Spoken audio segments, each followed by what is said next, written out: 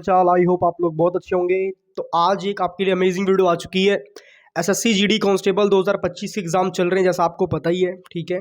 तो हमने एक शिफ्ट कंप्लीट एनालाइज करवा दी है। सेकंड शिफ्ट हम करवाने वाले हैं, जो कि 4 फरवरी की सेकंड शिफ्ट है, वो हम एनालाइज करवाने वाले हैं। 100% ऑथेंटिक क्वेश्चन है, 100% रियल क्वेश्चन है जो आपको करवाए जा रहे हैं। भरोसा रखें हम पर, क्लियर, क्योंकि हम जो भी आपको करवाएंगे वो 100% रियल ही करवाएंगे। चलिए बिना किसी देरी के वीडियो शुरू करते हैं। और आपको बताना चाहता हूं, जो ये क्वेश्चन आप करोगे, इन क्वेश्चंस को आप नोट कर लेना। अगर आप नोट नहीं कर सकते हो, आपके पास टाइम कम है, तो इस वीडियो को 1 से 2 बार देख लेना, सारे डाउट आपके सॉल्व हो जाएंगे। और हर एक चीज़ आपको मैं अच्छे से समझाते हुए चलूंगा, ठीक है।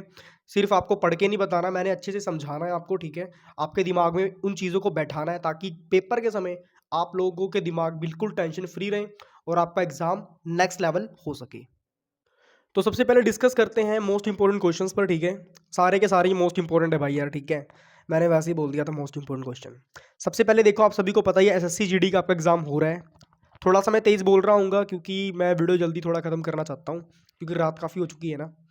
तो देखो, 4 फरवरी की हम सेकंड शिफ्ट एनालाइज करने वाले हैं। जैसा कि मैंने आपको बता दिया, सारे क्वेश्चन 100% रियल हैं। जो एग्जाम में आए हैं वही क्वेश्चन आपको मैं करवा रहा हूँ, ठीक है। तो टेंशन बिल्कुल लेनी नहीं है। सबसे पहले क्वेश्चन हमसे क्या पूछा गया था, वो पूछा गया था कि भारत की आज़ादी के समय इंग्लैंड के पीएम यानी कि प्रधानमंत्री, प्राइम मिनिस्टर कौन थे। अब देखो, सीधी सी बात है, भारत की आज़ादी के समय इंग्लैंड को जोड़ दिया गया। इंग्लैंड को क्यों जोड़ दिया गया, इसका एक रीज़न है। इसका रीज़न क्या है, पता है किसी को? अगर इसका रीज़न किसी को पता तो कमेंट करके बता देना, अगर नहीं पता है तो सुन लो।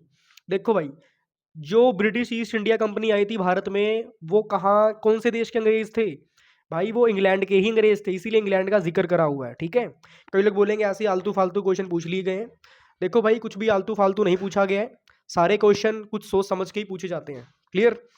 तो जो इंग्लैंड के अंग्रेज थे, वो क्या कर रहे थे, वो भारत में राज करा था, ठीक है। रिवोल्ट ऑफ 1857, आई हो आपने पढ़ा ही होगा। तो उस समय कौन थे? क्लाइमेंट एटली।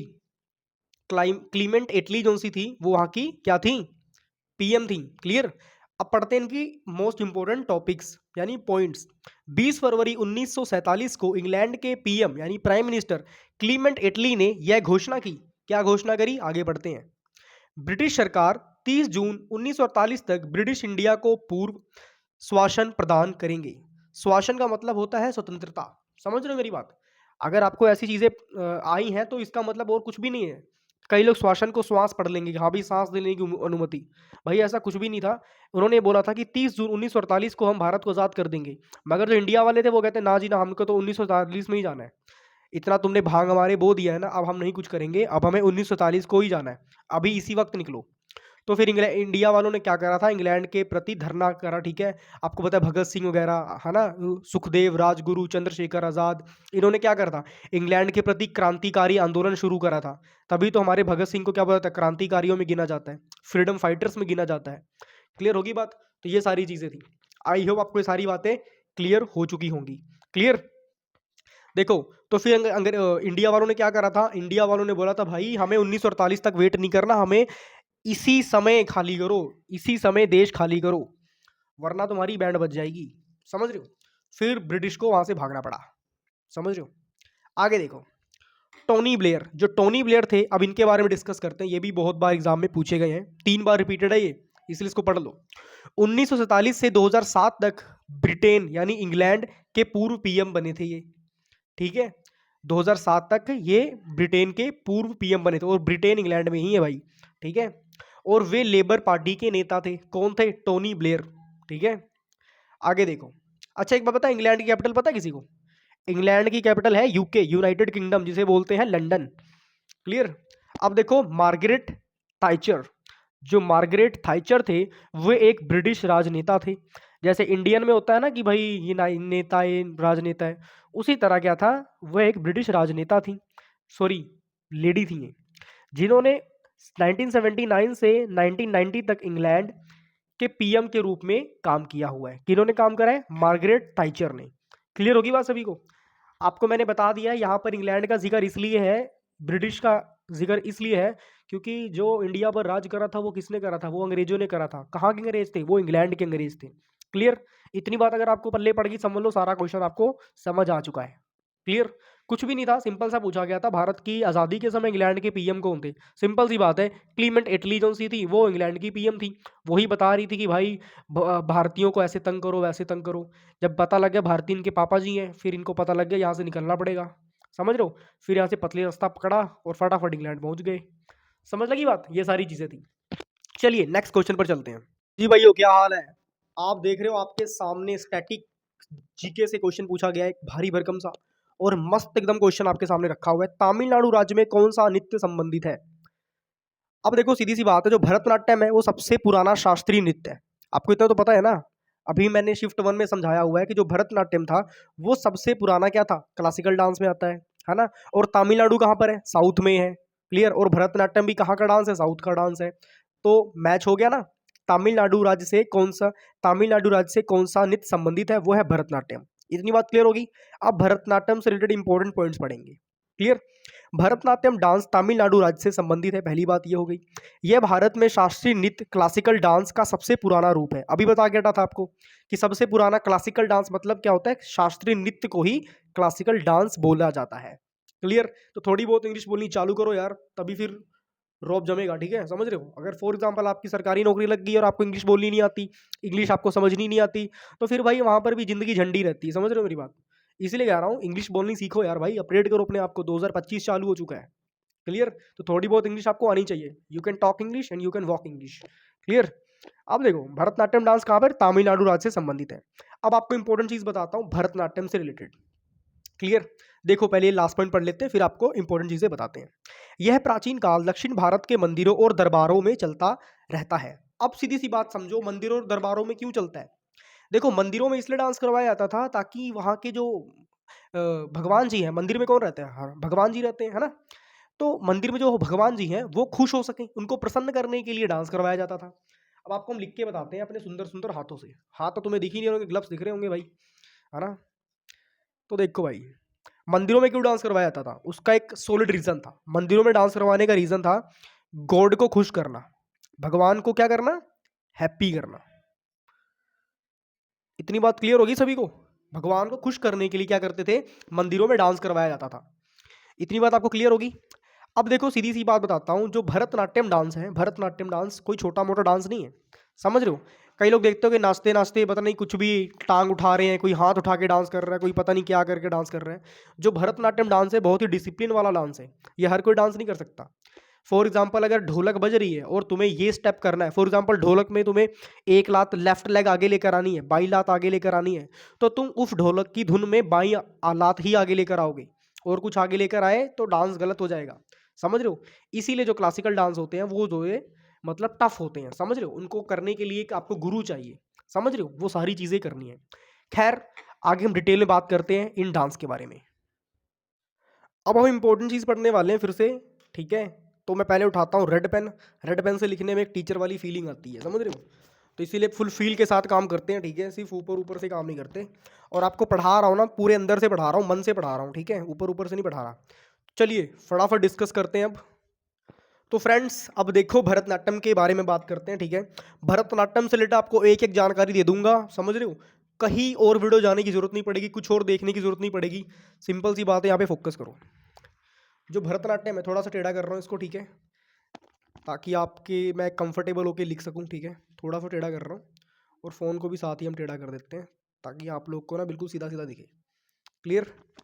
अब देखो यहाँ पे लिखता हूँ भरतनाट्यम। तो सबसे पहले फोकस कर रहे हैं हम। ठीक है? BHARAT, Bharat, NATTYAM। देखो जो भरतनाट्यम डांस है, जो भरतनाट्यम डांस है, आप समझना है कि ये ओल्डेस्ट क्लासिकल डांस है। ये तो हमने डिस्कस कर लिया। मैं शॉर्ट फॉर्म में लिख रहा हूँ, ओल्डेस्ट क्लासिकल डांस। ठीक है? OCD मैंने लिख दिया है। ये ऊपर पॉइंट लिखा हुआ है। ठीक है? इसीलिए मैंने लिख रहा, आपको सामने ही है, देखो लिखा है ना, ये भारत में शास्त्रीय नृत्य का सबसे पुराना रूप है। तो इसी हम लिखेंगे नहीं वरना टाइम हमारा खराब हो जाएगा। ठीक है? ये ओल्डेस्ट क्लासिकल डांस है। अब आगे इंपॉर्टेंट वाली बात फोकस करते हैं। अब इसे लिखा किसने है? इसके लेखक कौन है? राइटर कौन है? अब आपको पता है जो भरतनाट्यम है बहुत पुराना डांस है। उस समय तो यूट्यूब तो था नहीं कि भैया यूट्यूब खोला और भरतनाट्यम डांस देख लिया और फटाफट सीख गए। ऐसा नहीं था। तो जो भरतनाट्यम डांस था, ये इसके किताब में पढ़ा गया था डांस, और उसी किताब से डांस सीखा गया है। तो इसके लेखक थे भरत मुनि। कौन लेखक थे इसके? भरत मुनि। समझ रहे हो? राम के भाई कौन थे? भरत। इसके लेखक हैं भरत मुनि। इतनी बात क्लियर होगी सभी को? अब मेरी बात समझो। और इसकी जो बुक थी, बुक का क्या नाम था? अब यहाँ पे पूछा था, तो जो बुक लिखी है, जो बुक थी, बुक का क्या नाम था? बुक का नाम था नाट्यशास्त्र। क्या था? नाट्यशास्त्र। क्लियर? नाट्यशास्त्र क्या था? बुक का नाम था। अब जो नाट्यशास्त्र नाम की बुक थी, ठीक है, अब मैं इसे एक बार इंग्लिश में भी लिख देता हूँ ताकि आपको टेंशन ना हो। NATYA, नाट्य, ठीक है, SHASTRA, नाट्यशास्त्र।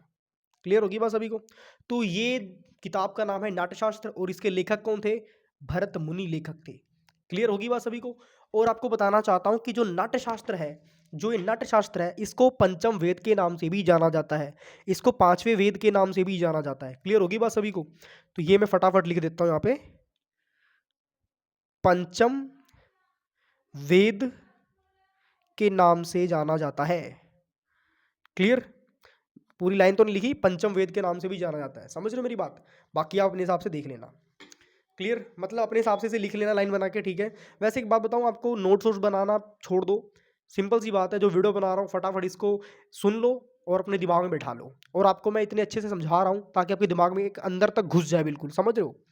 ठीक है, आपके सबकॉन्शियस माइंड में आराम से जाके एकदम रिलैक्स होके बैठ के खाना पीना खा के एकदम से रेस्ट करे ये क्वेश्चन। समझ रहे हो? चलो, इसीलिए मैंने थोड़ा फनी वे चूज करा है आप सभी को पढ़ाने के लिए। मुझे पता है यार कि जब पेपर आता है ना, वैसे ही दिमाग हाइपर होता है। अब देखो आगे, ये कौन सा डांस है? डांस ही कई तरह के होते हैं, है ना? कई तरह के डांस होते हैं। ग्रुप डांस हो गया, है ना? कई लोग भंगड़ा करते हैं। जब पंजाब का फेवरेट डांस कौन सा? भंगड़ा है, तो लोग सब मिलके करते हैं। तो ये है सोलो डांस। कौन सा डांस है? Solo dance. सोलो डांस मतलब क्या होता है? मतलब अकेला इंसान ही डांस करेगा बस, और कोई नहीं करेगा। समझ रहे हो? सोलो डांस का मतलब क्या होता है? अकेला डांस। ठीक है, अकेला इंसान डांस करेगा। अकेला इंसान क्या करेगा? डांस करेगा। ये भी क्वेश्चन आया हुआ है, मैं पहले बता रहा हूँ। ये पूछा जाता है भरतनाट्यम कैसा डांस है? एकाहार्य डांस है, ठीक है, या सर्वाहार्य डांस है? तो आपको बताना है एकाहार्य। क्लियर होगी बात सभी को? यहाँ पे मैं लिख भी देता हूँ, एकाहार्य। एकाहार्य। थोड़ी ना ये हिंदी थोड़ी संस्कृत लेवल की है, तो थोड़ा सा ये वर्ड याद रखना। एकाहार्य का मतलब है सोलो डांस। अकेला इंसान जो डांस करता है उसको बोलते हैं एकाहार्य। नृत्य कर रहे हैं ये, एकाहार्य नृत्य। नृत्य नहीं, नृत्य। समझ रहे हो? कभी कभी थोड़ी बहुत जबान फिसल जाती है। एनीवेज, आगे फोकस करते हैं। अब देखो, ये तो आपको भरतनाट्यम से रिलेटेड हो चुका है, मगर आपको मैं गारंटी देके बोल सकता हूँ, आपके आने वाली शिफ्टों में भरतनाट्यम के एक्सपर्ट पूछे जाएंगे कि भाई भरतनाट्यम कौन है जो सबसे बढ़िया भरतनाट्यम करता है। तो कहाँ से बताओगे जब पढ़ाई नहीं होगा? अब बताते हैं आपको भरतनाट्यम के एक्सपर्ट कौन कौन से हैं। क्लियर? देखो, एक बात बता रहा हूँ, जिन्होंने पढ़ा उनकी तो बल्ले बल्ले, जिन्होंने नहीं पढ़ा उनकी भी बल्ले बल्ले होने वाली है। क्योंकि आपको इस वीडियो में भरतनाट्यम से रिलेटेड सारी चीजें करवा दूंगा, कुछ ही बाहर से पूछा नहीं जाएगा। तो डोंट वरी अबाउट इट। तो फटाफट हम डिस्कस कर रहे हैं, ठीक है। जो एक्सपर्ट हैं डांस के, ठीक है, मैं यहाँ पे लिख देता हूँ संबंधित व्यक्ति। संबंधित व्यक्ति। क्लियर? तो यहाँ पे फटाफट मैं लिख रहा हूँ, आप फटाफट इसे देख लेना। सबसे पहली थी रुक्मणी देवी। रुक्मणी देवी कौन थी? रुक्मणी देवी। हुआ रुक्मणी को बहुत ही अचंभा, ये मेहमान कैसा। गाना सुना है ना वो, जब सुदामा जी आते हैं। तो रुक्मणी क्या थी? जिनके नाम में ही मणि है, ठीक है, उन्होंने डांस इतना अच्छा करा, उनके पीछे देवी लगा दिया गया। तो जो रुक्मणी देवी थी, ये बहुत अच्छी क्या थी? भरतनाट्यम नृत्य की थी। क्लियर? और इनको पद्म भूषण पद्म विभूषण भी मिला हुआ है। क्लियर होगी बात सभी को? ये चीजें आपने याद रखनी है।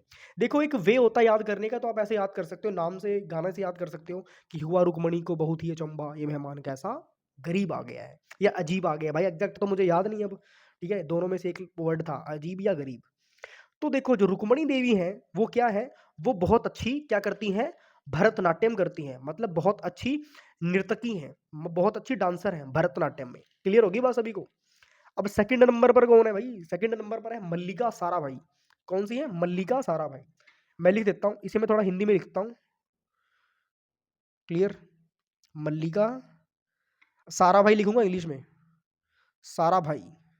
ये सभी को अपना क्या समझती हैं, भाई समझती हैं। वो पहले प्लेज करवाते थे ना स्कूल में, India is my country and all Indians are my brothers and your sisters, तो वो वाला सीन था। ठीक है, मल्लिका सारा भाई थी।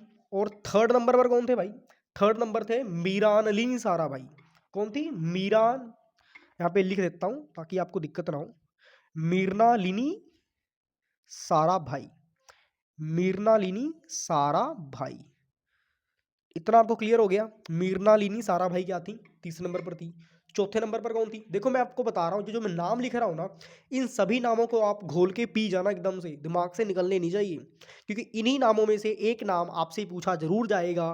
फिर अगर नहीं बता पाए तो आपका पतन निश्चित हो जाएगा, पूरे साल की मेहनत पानी फिर जाएगा। ठीक है, पूरे साल की मेहनत में क्या हो जाएगा, फिर पानी फिर जाएगा। और हमने पूरे साल की मेहनत में पानी नहीं फेरना है, हमने अच्छे से पढ़ना है और 2025 में एक चमचमाती वर्दी पहननी है। क्लियर। तो देखो भाई, चौथे नंबर पर आती है लीला सैमसंग। अब कई लोग बोलेंगे सैमसंग गैलेक्सी, ना भाई वो नहीं है, लीला सैमसन, सैमसन। क्लियर होगी बात सभी को, हिंदी में लिख रहा हूं तो अभी सैमसन, ये सा है और कुछ मत समझ लेना, लीला सैमसन। क्लियर होगी बात सभी को, चलिए बहुत बढ़िया। अब फिफ्थ नंबर पर क्या है, फिफ्थ नंबर पर है सोनल मानसिंह। यहाँ पे लिख देता हूँ फटाफट ताकि आप लोग को समझ आ जाए, सोनल मानसिंह। क्लियर। सोनल मानसिंह क्या थी, बहुत अच्छी क्या करती थी, भरतनाट्यम करती थी। और लीला सैमसन भी क्या करती थी, बहुत बढ़िया भरतनाट्यम करती थी। और सिक्स नंबर पर कौन आ रहे हैं, सिक्स नंबर पर आ रही है यामिनी कृष्णमूर्ति। कौन आ रही है, यामिनी, यामिनी कृष्णा मूर्ति। क्लियर होगी बात सभी को, यामिनी कृष्णमूर्ति ये क्या थी। अब आपको बताना चाहता हूँ, यही 6 नाम आपसे पूछे जाएंगे, इसके अलावा आपसे कोई भी नाम दोबारा नहीं पूछा जाएगा। घबराना बिल्कुल भी नहीं है, जितना भी भरतनाट्यम के रिलेटेड था वो सारा मैंने आपको करवा दिया है, बिल्कुल भी टेंशन नहीं लेनी। फटाफट एक बार हम रिवीजन करेंगे। जो भरतनाट्यम है वो ओल्डेस्ट क्लासिकल डांस है, पुराना, सबसे पुराना ओल्डेस्ट क्लासिकल डांस है। इसके राइटर कौन थे, भरत मुनि थे, जिन्होंने किताब लिखी थी, क्या था, नाट्यशास्त्र। नाट्यशास्त्र को क्या बोला जाता है, पंचम वेद के नाम से भी जाना जाता है नाट्यशास्त्र को। क्लियर। नाट्यशास्त्र को मैंने इंग्लिश में भी लिख दिया यहाँ पे, ठीक है। उसके बाद भरतनाट्यम कैसा डांस है भाई, सोलो डांस है। सोलो का मतलब क्या होता है, अकेला इंसान जो डांस करता है उसको बोलते हैं सोलो डांस। और सोलो डांस को एकाहार डांस भी बोला जाता है। इस नाम को आपने याद कर लेना है बहुत अच्छे तरीके से। अगर नहीं याद हो रहा तो बादाम की बोरी खरीद लो, दबा दबा के बादाम खाओ, दबा दबा के याद करो। क्लियर। अब आगे देखो भाई, इससे संबंधित व्यक्ति के बारे में पूछ लेते हैं एक बार। तो भाई ये जो 6 जो नाम लिखे हुए हैं आप सभी को दिख रहा होगा, जितने भी नर और मादा हैं सभी ध्यान से इन 6 नामों को देख लें, क्योंकि यही 6 नाम आपसे पूछे जाएंगे। तो पहला है रुक्मणी देवी, सेकंड नंबर पर मल्लिका साराभाई। ठीक है, ये क्या मानती थी, सभी को अपना भाई मानती थी। ठीक है, all Indians are my brothers and sisters, वो वाला सिस्टम था इनका। तो मल्लिका साराभाई, इनकी भाई थी मीरनालिनी साराभाई। आपको पता है बहन बहन की मतलब साइड लेती है, तो दोनों ने साराभाई साराभाई सबको समझा हुआ था। भाई ये याद करने की ट्रिक है, कोई पर्सनली मत ले लेना अपने ऊपर, ठीक है। पता लगा किसी का सरनेम सारा भाई है, वो भाई वो बाद में कमेंटों पे अपनी खुंदक निकाल रहा हो, तो ऐसा नहीं है भाई, याद करने का तरीका है बस, और कुछ नहीं। लीला सैमसंग, इनको सैमसंग गैलेक्सी के फ़ोन बहुत पसंद थे, इन्होंने अपने पीछे सैमसंग रख लिया। अब देखो पेपर में सैमसंग मत लिख देना भाई, पेपर में याद रखना सैमसन है। क्लियर। सोनल मान सिंह, ठीक है, अब इनका नाम सोनल भी है, पीछे मैन भी आ रहा है, साथ में सिंह भी आ रहा है, तो मतलब नाम से बहुत ग्रेट नाम बन रहा है ना, बहुत बढ़िया एकदम बुलंद नाम बन रहा है। तो फिर बुलंद नाम बन रहा है तो भाई बुलंद डांस भी कर रहे हैं, सिंपल सी बात है।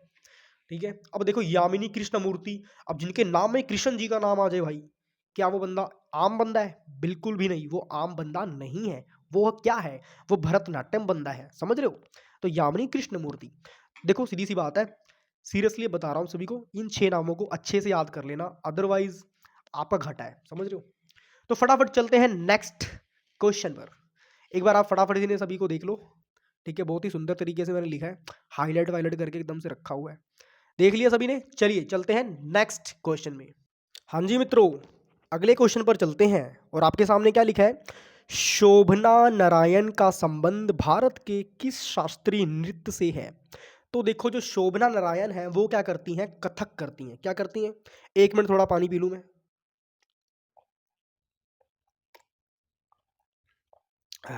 हाँ जी भाई, कोल्डनेस की रात में कोल्ड हो चुका है।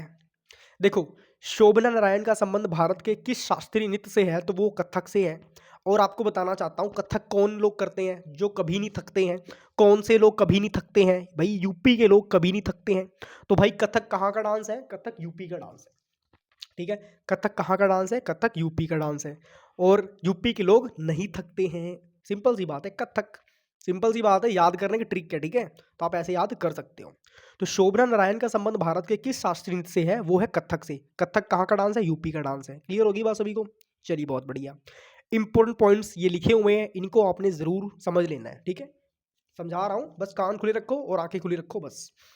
शोभना नारायण एक भारतीय कथक नर्तक और भारतीय लेखा परीक्षा और लेखा सेवा की एक करियर अधिकारी हैं। समझ रहे हो? अब सीधी सी बात क्या है, ये कथक बहुत बढ़िया डांस करती थी, है ना?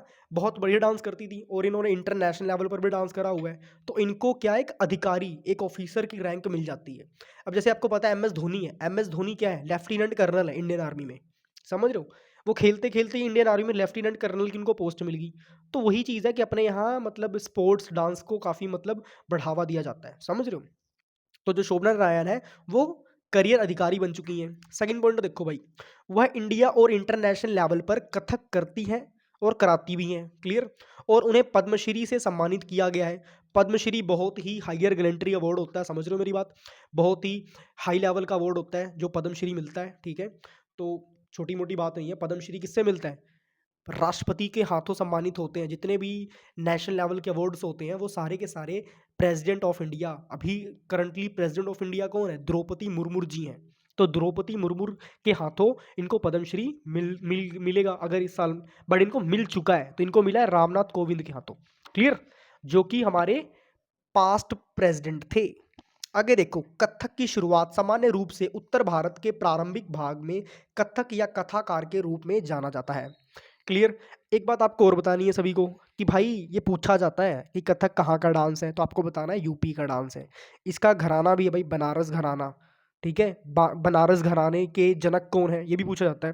खैर यहाँ पे मैं लिख देता हूँ ताकि आप लोग को आसानी हो जाए कि जो कथक का बनारस घराना है उसके जनक कौन है। लिख देता हूँ, एक बार यहाँ पे देख लो। तू बन जा फूल बनारस की, मैं शाम सुबह देखूं तुझको। गाना सुना है ना? वही बनारस। तो बनारस में है जानकी प्रसाद। श्री राम जानकी बैठे हैं।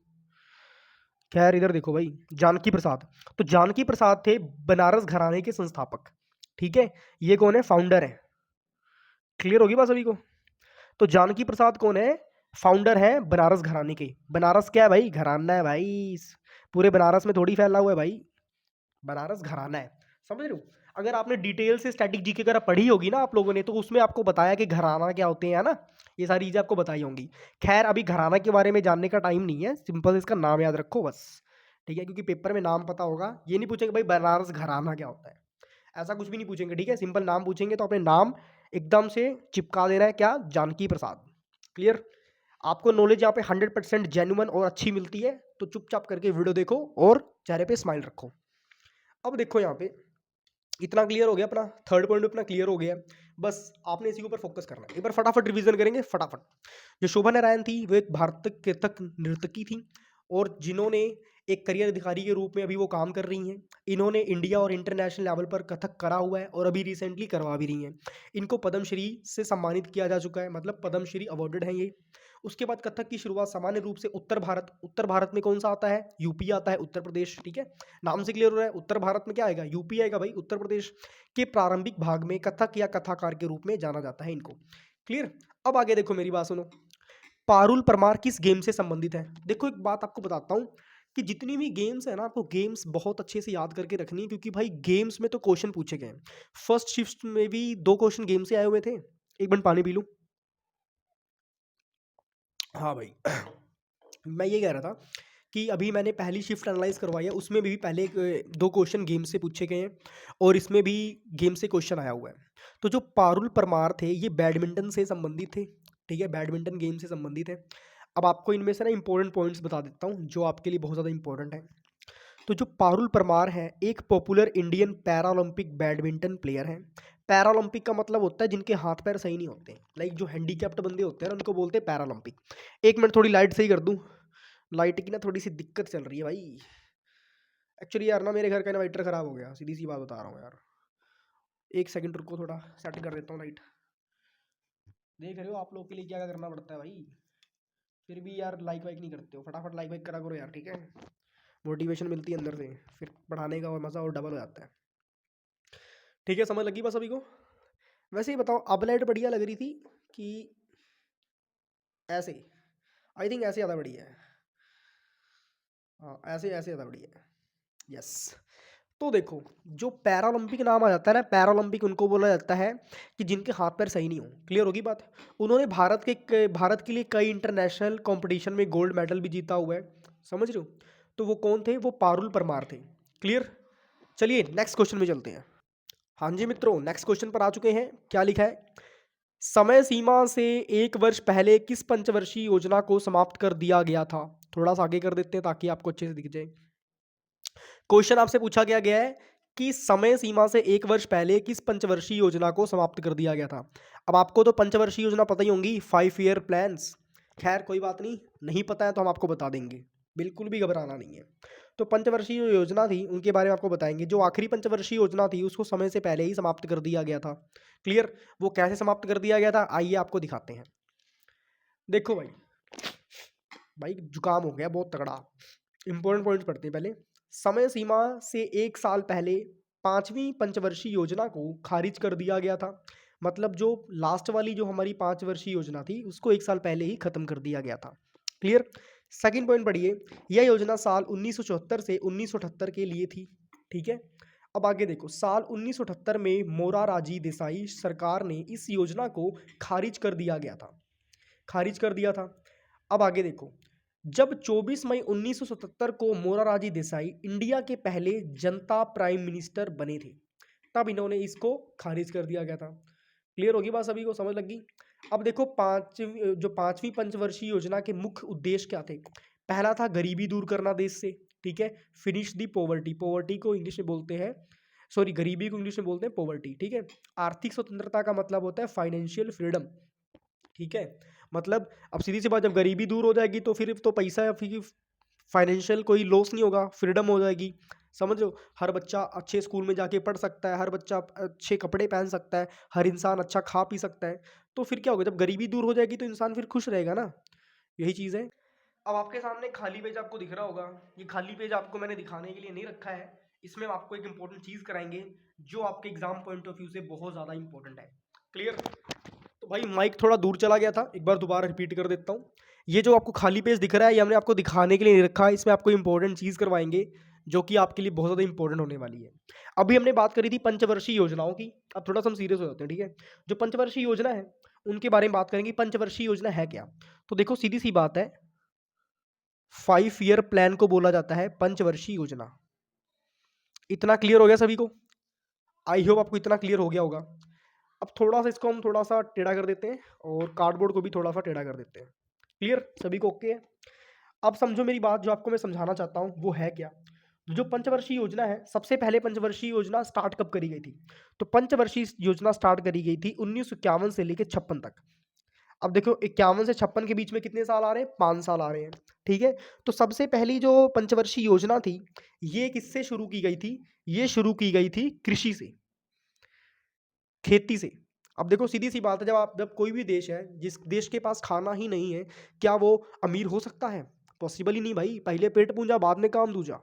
समझ रहे हो? भूखे पेट भजन नहीं होते, वो वाला सिस्टम है यहाँ पे। तो सबसे पहले हमने कृषि पर ध्यान दिया, तो पहले 5 साल कृषि पे काम करा। अच्छा एक बात बताओ यार, जो पंचवर्षीय योजनाएं हैं, नोटिस करा ये ली कहाँ से गई है भाई? ये उठाई कहाँ से गई है? तो भाई सीधी सी बात है, ये उठाई गई थी रूस के संविधान से। कहाँ से उठाई गई थी? रशिया से। ठीक है। रशिया के संविधान से। थोड़ा सा ब्लर हो रहा होगा हाथ, अभी जैसे ही लिख के हटेंगे ना एकदम से आपको क्लियर बन बनाते हुए नजर आएगा। ठीक है। अब ओके है ना बिल्कुल? तो जो 5 ईयर प्लान है ये रशिया के संविधान से लिया गया है और 1951 से लेकर 1956 तक ये कृषि पर आधारित है। इतना क्लियर हो गया? अब आपको पता लगा कि भाई ये कृषि के रिलेटेड 5 साल हमने पंचवर्षीय योजना में इन्वेस्ट करे थे।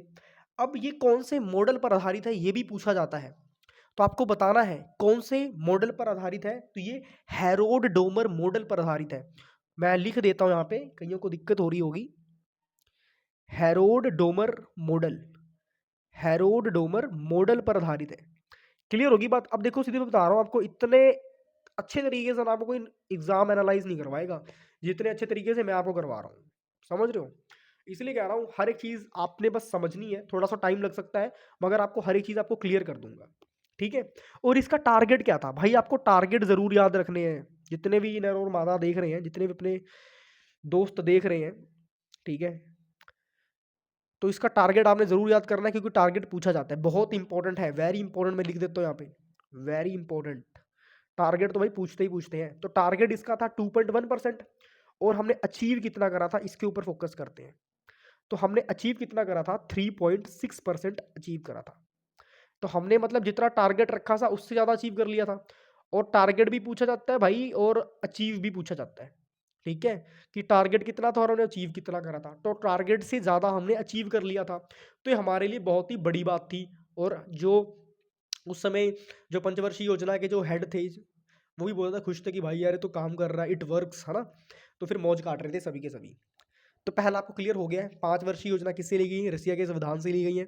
1951 से लेकर 1956 तक हेरोड डोमर मॉडल पर आधारित है। टारगेट 2.1% था, अचीव 3.6% हुआ था। दोनों इंपॉर्टेंट है, यही पूछे जाते हैं आपसे, ठीक है। अब आगे चलते हैं। देखो आपको मैं इतना डिटेल से करवा रहा हूँ ना, बहुत ज़्यादा इंपॉर्टेंट है पेपर के पॉइंट ऑफ व्यू से, तभी आपको करवा रहा हूँ। और फ्री ऑफ कॉस्ट आपको मिल रहा है तो इसकी कदर करो, अच्छे से पढ़ाई करो। क्लियर। अब देखो आपसे पूछा कैसे जाएगा, आपसे पूछा जाएगा कि पहली पंचवर्षीय योजना किससे आधारित थी।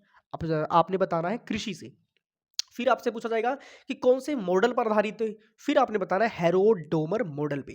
क्लियर होगी बात सभी को। फिर आपसे पूछा जाएगा पहली पंचवर्षीय योजना का टारगेट कितना था और अचीव कितना किया था, फिर आपने ये बता देना है। क्लियर। अब बात करते हैं दूसरी पंचवर्षीय योजना पर। दूसरी में यहीं पर लिख देता हूँ साइड पे, है ना, क्योंकि पेज अपने पास एक ही है, दो नहीं है।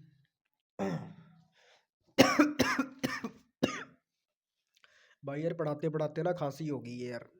कल मेरी ना कॉलेज में प्रेजेंटेशन भी है भाई, वहाँ पे मैं इंग्लिश में बोलना पड़ता है। Respected teachers, a very warm good morning to all of you, ऐसे करके बोलना पड़ता है। इसीलिए थोड़ी बहुत हंसी मजाक हम ऑनलाइन क्लास में ही कर लेते हैं भाई, ऑफलाइन क्लास में तो होता ही नहीं है। हमारा तो कॉलेज ऐसा है ना, ऐसे लगता है कि भाई हम लोग ना स्कूल से हट के स्कूल में ही लग गए हैं, एक भी लेक्चर खाली नहीं होता यार। मुझे लगा था कॉलेज लाइफ ना बढ़िया होगी, वहाँ जाके पता लगा है भाई स्कूल से भी बदतर हाल है। सही में यार अपनी तो किस्मत ही खराब है यार। मैंने होता था कॉलेज जाऊंगा ऐश वैश करूंगा, ऐश तो कुछ भी नहीं हो रही है, ऊपर से इतना पढ़ाते हैं, सुबह से लेके शाम तक पढ़ते रहो बस। खैर सेकंड में देखते हैं। अब जो सेकंड पंचवर्षीय योजना है वो किस पे आधारित है, तो मैं बताता हूँ, वो महालनोबिस मॉडल पर आधारित है। यहाँ पे लिख देता हूँ, छोड़ यार यहाँ पे नीचे लिखते हैं, तो यहाँ पे लिख रहा हूँ मैं, ठीक है, यहाँ पर फोकस कर लो। तो वो है महालनोबिस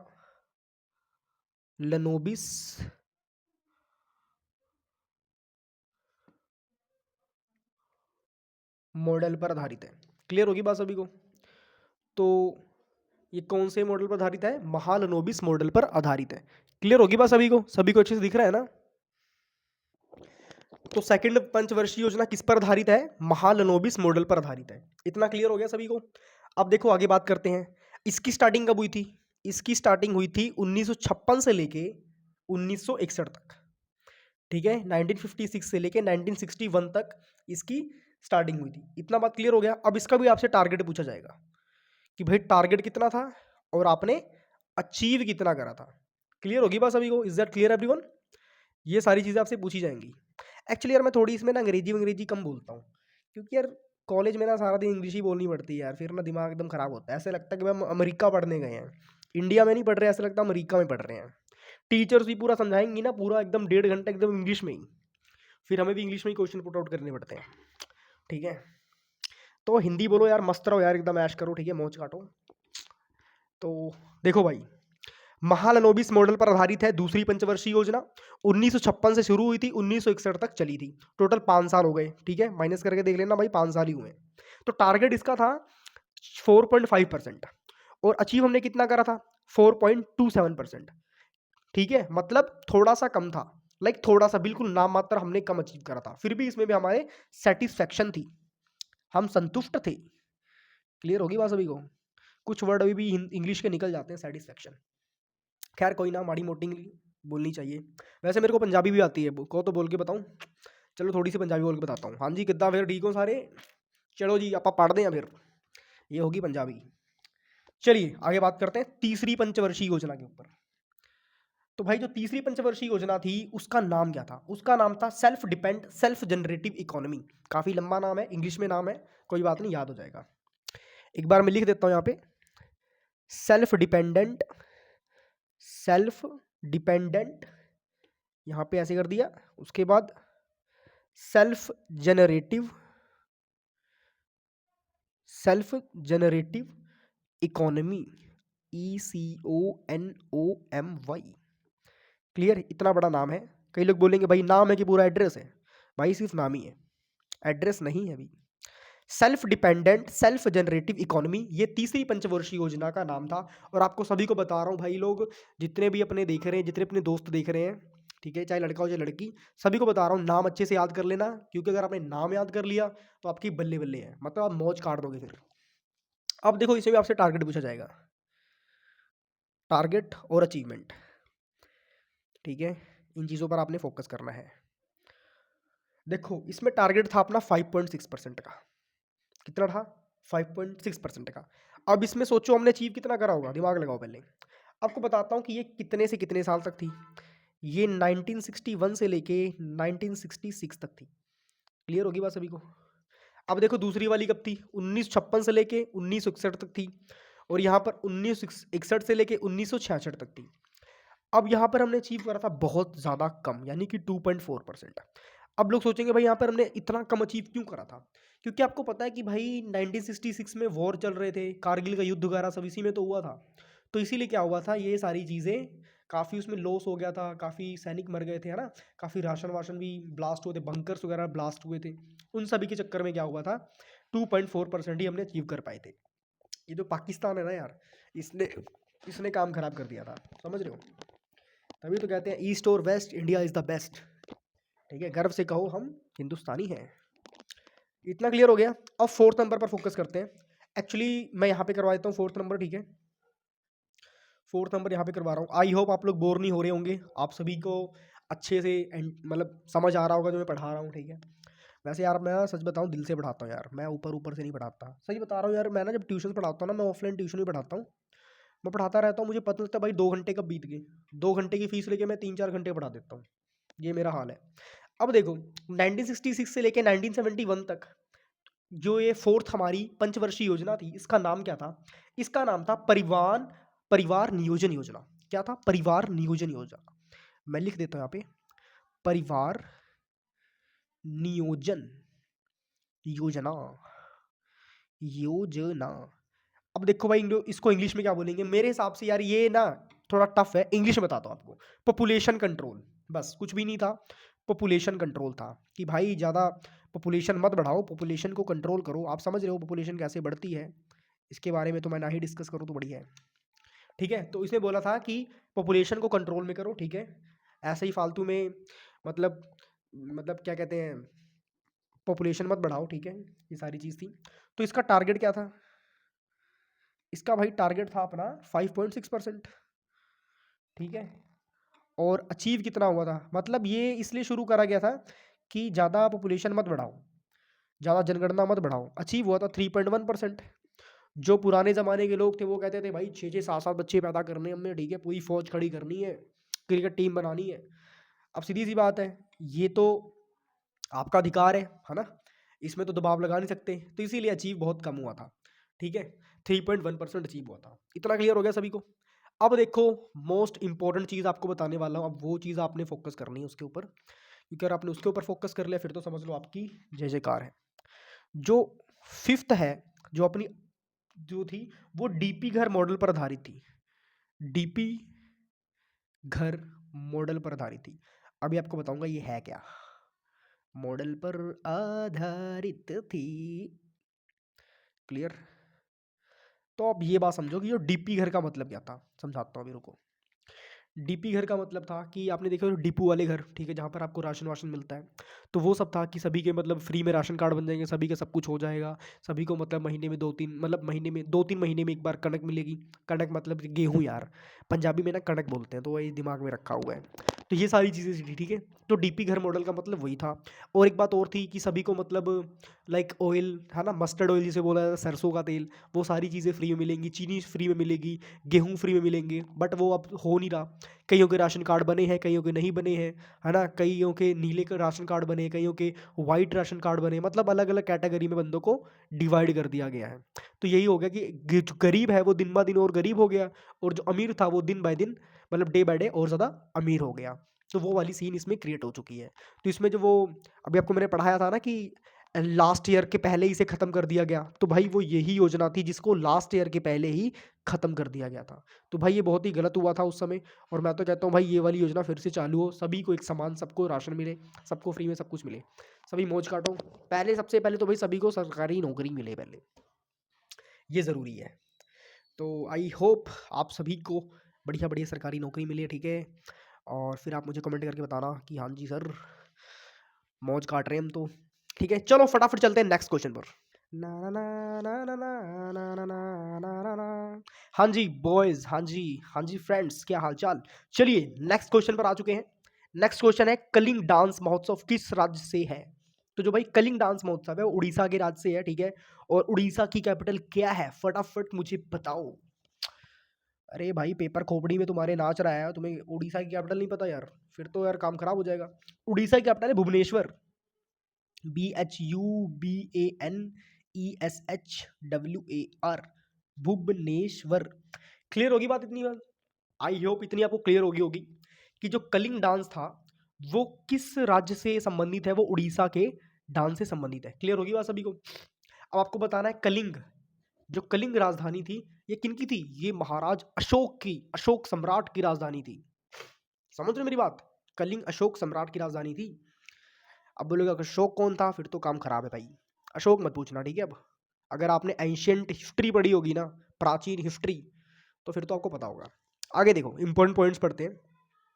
यह उड़ीसा का पारंपरिक डांस है। पारंपरिक का मतलब क्या होता है भाई? पूरे रीति रिवाज के साथ करने वाला डांस। क्लियर?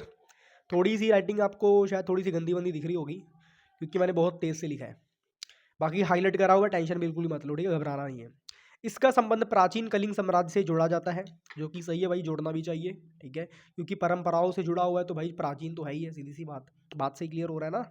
यह नृत्य अक्सर युद्ध की गाथाओं, ऐतिहासिक घटनाओं और पौराणिक कथाओं को दर्शाने के लिए किया जाता है। तो जो युद्ध जब होता था, उनकी गाथाओं, उनके ऐतिहासिक घटनाओं को बताने के लिए डांस कराया जाता था प्रॉपरली। जैसे अभी क्या होता है, अभी जैसे फिल्म देखते हैं ना, मूवी देखते हैं, अभी जैसे मूवी देख रहे हैं, बढ़िया एकदम से बढ़िया हीरो आ रहा है भाई, हीरोइन को बचा रहा है, ठीक है, विलन को पीट रहा है, एकदम कुत्ते की मौत मार रहा है, ठीक है। उसके बाद इड़ावन के बेड़ा खा रहा है ना, हीरोइन को ले गया, उसके बाद शादी वादी भी कर ली, हीरोइन के पापा की जो इन संपत्ति है उसको भी हथिया लिया, फुल एकदम ऐश कर रहा है। वो वाला सिस्टम यहाँ पे था। यहाँ पे क्या था सिस्टम? यहाँ पे ये था कि जो राजा होते थे, जो मतलब कह सकते हो कि कमजोर राजा है, उसको पीट के, उसको साइड करके, अगर उसकी रानी पसंद है तो भाई उसकी अपनी बीवी बना लेते थे। अदरवाइज क्या होता था, उसका राज तो अपना ही है, समझ लो, ये सारी सिस्टम होती थी। बट जो अपने अशोक थे, अशोक सम्राट थे, वो इस तरह के थोड़े नहीं थे, वो थोड़े साउ शरीफ टाइप के थे, ठीक है।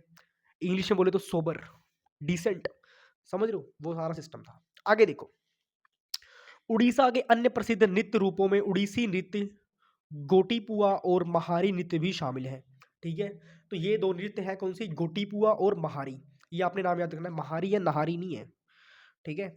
गोटीपुआ और महारी नृत्य भी शामिल है, वो भी सेम ऐसे ही नृत्य थे जैसे कि ये है कलिंग डांस। क्लियर होगी बात? मैंने पे डांस लिख दिया ताकि आप लोग को दिमाग में ना बोझ ना पड़े। नृत्य सुन के ना दिमाग में ऐसा लगता है यार क्या है ये, यार ये नृत्य नागिन है ना। मेरे को ना, मैंने नृत्य सुन के ना मेरे को नागिन की याद आती है। एक पता नहीं कोई नागिन नाम का ना कोई फिल्म की कोई सीरियल था यार, उसमें देखा था मैंने, क्या एडिटिंग करी थी भाई यार, क्या ही बोलूँ। छोड़ो, उसके बारे में बात नहीं करनी। पता नहीं कौन से चैनल में आता था, दिमाग भी नहीं है अब। अब देखो भाई, पढ़ाई पर फोकस करते हैं। मोस्ट इंपॉर्टेंट पॉइंट्स एक और है, उसके ऊपर फोकस कर लो। यह त्यौहार जनवरी और फरवरी में मनाया जाता है। इस त्यौहार की शुरुआत इलियाना सिटारिस्टी ने की थी। इलियाना सिटारिस्टी कौन थी? अब मैं आपको बताता हूँ। जो अशोक थे ना, अशोक के जो फादर थे उन्होंने 3 शादियाँ करी थी। एक शादी उन्होंने एक ब्रिटिश से करी थी। एक मतलब ब्रिटिश थी लेडी थी, उनसे शादी करी थी, तो उनका नाम था इलियाना सिटारिस्टी। क्लियर होगी बात सभी को? यह त्योहार युद्ध पर शांति की जीत को दर्शाता है। कलिंग के रक्त युद्ध के बाद राजा अशोक, देखो बोला था ना अशोक का नाम आ गया। अशोक ने शांति की तलाश की थी और फिर उसके बाद क्या होता है, जो अशोक थे वो जंगलों में चले गए थे, फिर दोबारा मुड़ के वो नहीं आए थे। क्लियर होगी बात सभी को? आप देखते हो ना जो फ्लैग बना होता है अपना तिरंगा झंडा भाई, ऐसे करके उसके बीच में ना ऐसे आपको एक चक्कर दिखेगा, वो अशोक चक्र है। समझ रहे हो मेरी बात? तो वो अशोक, महाराजा अशोक सम्राट के नाम से जाना जाता है। और आप देखते हो कि जो 1 रुपया होता है उसके आगे पीछे शेर बने होते हैं। दिखते तो आपको 3 शेर हैं मगर होते 4 शेर हैं। वो बोला था अशोक स्तंभ। क्लियर? इन चीज़ों को याद रखना। अब देखो भाई, पंचवर्षीय योजना कितनी ज़्यादा इंपॉर्टेंट है, कितनी ज़्यादा। किस पंचवर्षीय योजना में कितना गैप किया गया? सीधी सी बात है भाई, 5-5 साल का गैप करा गया था, ठीक है। 1966 से 1969 तीसरी जो योजना थी, उसके बाद 3 साल तक उसको वार्षिक योजना चलाई गई। मतलब 3 साल को उसमें गैप रखा था, बाकी समय 5 साल का रखा हुआ था। क्लियर होगी बस सभी को? बस बाकी सब नॉर्मल ही है, ठीक है। वैसे अब आपको बता रहा हूँ, सिर्फ यही पॉइंट पूछा जाता है, ये वाला पूछा नहीं जाता, फिर भी आपको एक बार बता देता हूँ। 1978 से 1980 तक जनता पार्टी सरकार ने पंचवर्षीय योजना रोक दी और वार्षिक योजनाएं लागू कर दी। जैसे मैंने आपको बताया था अभी कि जो हमारी लास्ट वाली योजना थी उसी को रोका गया था इसमें, ठीक है। चलिए फटाफट चलते हैं नेक्स्ट क्वेश्चन पर। तो भाइयों, बोर वोर बिल्कुल भी नहीं होना, ठीक है फ्रेंड्स, बोर वोर नहीं होना है। अच्छे से पढ़ाई करनी है, मौज काटनी है और बढ़िया बढ़िया सैलरी अकाउंट में लेकर आनी है, जेबें गर्म करनी है। क्लियर? तो देखो, तेलंगाना के नए राज्यपाल का नाम क्या था? वो थे विष्णु देव वर्मा। ठीक है, जो तेलंगाना के अभी एट प्रेजेंट राज्यपाल, राज्यपाल का मतलब समझते हो क्या होता है? गवर्नर, जिनको नोटों में साइन होते हैं। गवर्नर देखा भाई? गवर्नर, एक काम करो, 10 रुपए का नोट उठाओ, उसमें देखो किसी ने साइन करा हुआ है, ऐसे ऐसे जैसे चीटे की टांग, डिंग डिंग डिंग डिंग, ऐसे करके साइन करा होगा। तो जो वहाँ पे साइन होंगे ना, वो होंगे गवर्नर के। समझ रहे हो? किस स्टेट के? जैसे फॉर एग्जांपल आपके यहाँ, ऐसे फॉर एग्जांपल अगर आप यूपी के होंगे तो जो उत्तर प्रदेश के गवर्नर होंगे उनके साइन होंगे उसमें। क्लियर? और गवर्नर को ना चमचमाती बढ़िया से एक मर्सिडीज कार मिलती है ब्लैक कलर की। तो भैया आईएएस वाईएएस छोड़ो, राज्यपाल बनो। समझ रहे हो? पॉलिटिक्स वाले में ज़्यादा फायदा है। आगे देखो, तेलंगाना के नए राज्यपाल का नाम क्या है? वो है विष्णु देव वर्मा। नाम में भाई विष्णु है भाई, मौज काट रहे हैं तो जो विष्णुदेव वर्मा थे, विष्णुदेव वर्मा का जन्म यहाँ से यहाँ तक हुआ था। भाई ये पूछा नहीं जाता, पहले बता रहा हूँ आपको, ये वैसे ही मैंने लिख दिया था। चलो एक बार बता देता हूँ आप सभी को, वैसे इंपॉर्टेंट तो नहीं है। सिर्फ आपसे नाम पूछा जाएगा बस, और कुछ भी नहीं पूछा जाएगा, पहले बता रहा हूँ आपको। फिर भी एक बार आप बता देता हूँ। इनका जन्म 15 अगस्त 1957 को हुआ था। एक भारतीय राजनीतिक है। 31 जुलाई 2024 तेलंगाना के तीसरे और वर्तमान राज्यपाल के रूप में कार्यरत हैं। ठीक है, अभी भी एट प्रेजेंट ये राज्यपाल है, यानी कि गवर्नर है। आगे देखो, ये पॉइंट इंपॉर्टेंट है भाई। वह त्रिपुरा से हैं, जिससे पहले 2018 से 2023 तक त्रिपुरा के दूसरे उप मुख्यमंत्री के रूप में कार्य कर चुके हैं। ये इंपॉर्टेंट पॉइंट है भाई, इसे आप नोट कर लेना कि 2018 से 2023 तक ये क्या थे? एक्स सीएम थे। समझ रहे हो? पास्ट सीएम थे। विष्णुदेव वर्मा का जन्म 15 अगस्त यहाँ तक हुआ था। उसके बाद त्रिपुरा के शाही से संबंधित है और राजनीतिक में सक्रिय भूमिका निभाते आ रहे हैं। बस इतना ही है भाई, कुल मिला के एड़ा बन के बेड़ा खाते आ रहे हैं। आगे देखो, एथलीट पैरालंपिक से प्रश्न आया हुआ था, वो मेरे को प्रॉपर्ली याद नहीं है, आप याद करें। पैरालंपिक आपको मैंने बताया है कि वो बंदे खेलते हैं, वो इंसान खेलते हैं, वो प्लेयर्स खेलते हैं पैरालंपिक, जो कि हैंडीकैप होते हैं, या फिर किसी की आंख सही नहीं है, किसी का हाथ सही नहीं है, लाइक कोई ब्रेन से थोड़ा पैदल है, पैदल तो नहीं बोलेंगे भाई यार, मतलब कि प्रॉपरली वर्क नहीं कर रहा। ठीक है, खैर इन चीज़ों में मजाक नहीं उड़ा सकते, सॉरी भगवान जी, माफ़ कर देना। तो मतलब क्या होता है कि जो लोग मतलब प्रॉपरली ठीक नहीं है, मेंटली बाय फिजिकली किसी भी तरीके से ठीक नहीं है, उन्हें बोलेंगे उन फिर वो कौन से खेलते हैं? वो पैरालंपिक खेलते हैं। क्लियर होगी बस सभी को? तो पैरालंपिक खेलों में जुड़े कुछ सवाल और उनके जवाब पूछे जाते हैं। पैरालंपिक खेलों की शुरुआत साल 1948 में हुई थी, यानी कि जब अपना भारत आज़ाद हुआ था उसके 1 साल बाद। और आपको पता है 1948 में, चलो छोड़ो बात की बात पे, पैरालंपिक खेलों का प्रतीक 3 अर्धयंत्र से होता है। पैरालंपिक खेलों का आदर्श वाक्य स्पिरिट इन मोशन है। क्लियर होगी बात?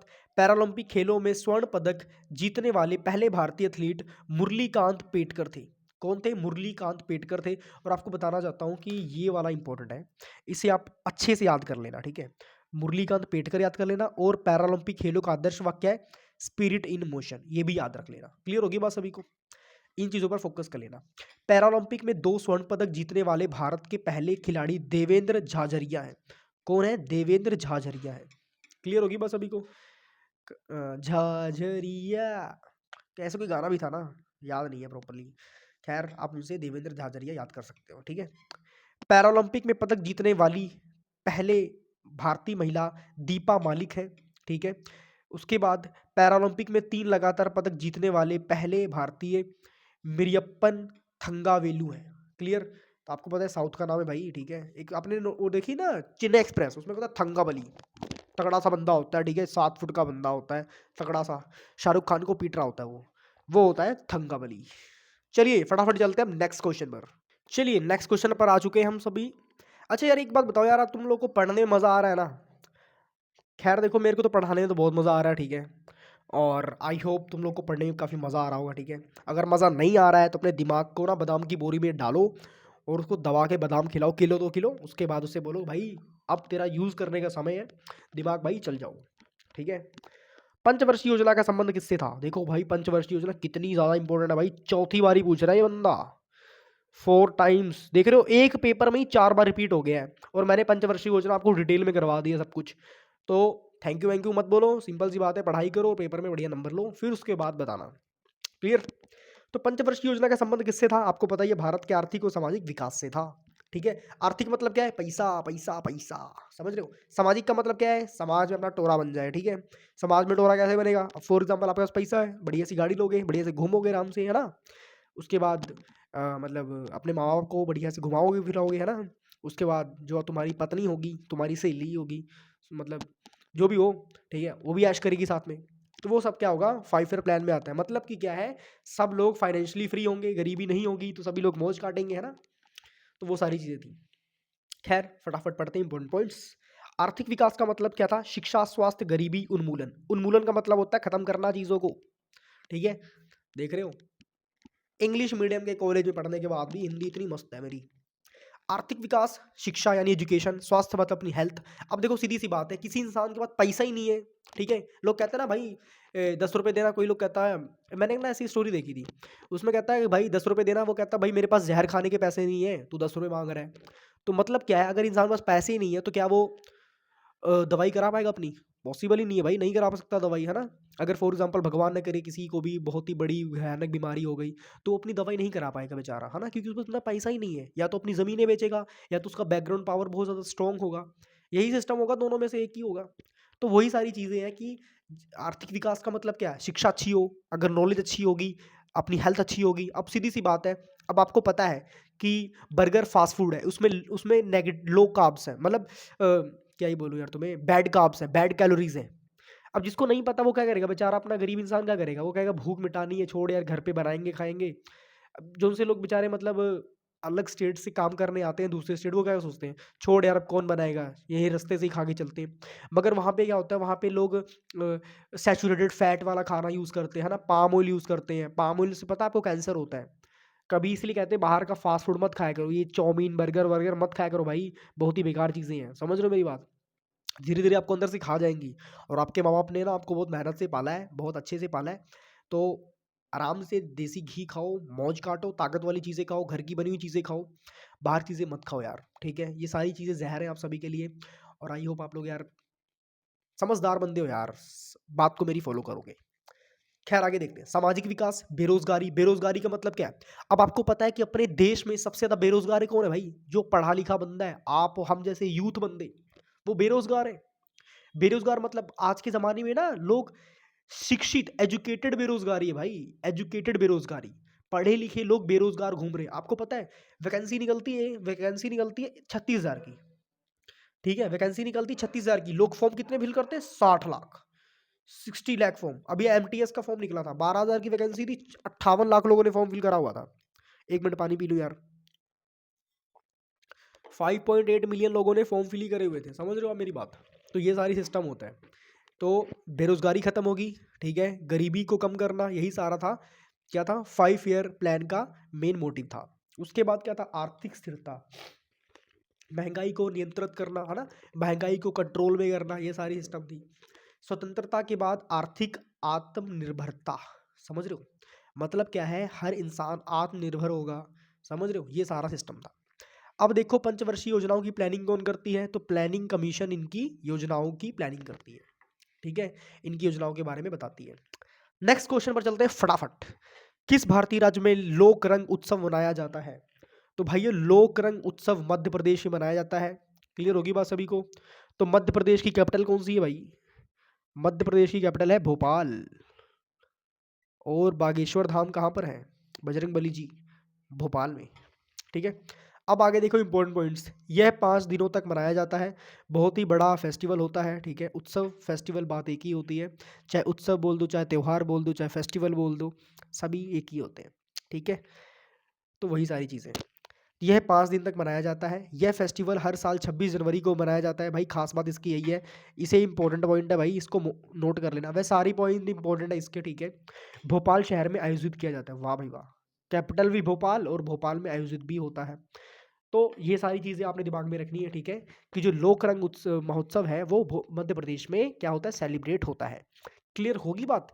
चलिए फटाफट चलते हैं नेक्स्ट क्वेश्चन पर। तो आपके सामने क्वेश्चन आया हुआ था, इसे मैंने थोड़ा इंग्लिश में लिख दिया है। ठीक है, एक्चुअली हिंदी में ना पढ़ पढ़ के दिमाग अभी तक पूरा दही हो चुका है दिमाग का, इसलिए थोड़ा सा मैंने इसको इंग्लिश में लिखा है। और टेंशन बिल्कुल मत करना, आपको मैं पूरी इसकी हिंदी बताऊंगा। ठीक है, इसे बोला है कुवैत उल इस्लाम मस्जिद is located in which of the following cities. जो कुवैत उल इस्लाम मस्जिद है ये कौन सी सिटी में है? समझ लो मेरी बात, यही क्वेश्चन आपसे पूछा गया है कि जो कुवैत उल इस्लाम मस्जिद है वो कौन सी सिटी में है। क्लियर?